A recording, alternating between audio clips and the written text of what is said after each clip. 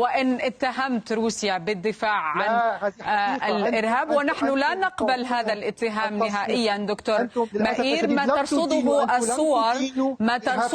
الصور لا يمكن أن تكذب الصور بهذه الطريقة. دكتور مائير، نرصد الصور من داخل المستشفيات في قطاع غزة، ومن قتل هم مدنيون، وما يهدم ما يقصف هو أبراج مدنية. دكتور مائير، من فضلك أرجو أن تسحب هذا الاتهام لروسيا أولا حتى نتناقش بطريقة يفهمها المشاهد. هذا أولا. ثانيا، أود منك إجابة على سؤالي بكل احترام للمشاهد من دون ما قلت إنه ضحك. تتحدثون عن القانون الدولي وحقوق الإنسان. من لا يحترم القانون الدولي؟ من لا يحترم القانون الدولي؟ قيام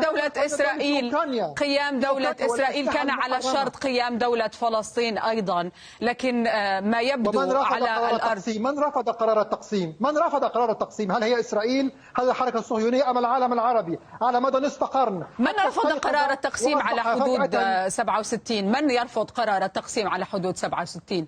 من يرفض العودة إلى رفضه وأعلن علينا الحرب؟ المبادرة العربية تتحدث بصريح العبارة عن حل الدولتين على حدود 67. دكتور مائير، تقودنا إلى نقاش تاريخي، ونحن نتحدث هنا عن الأخبار. دكتور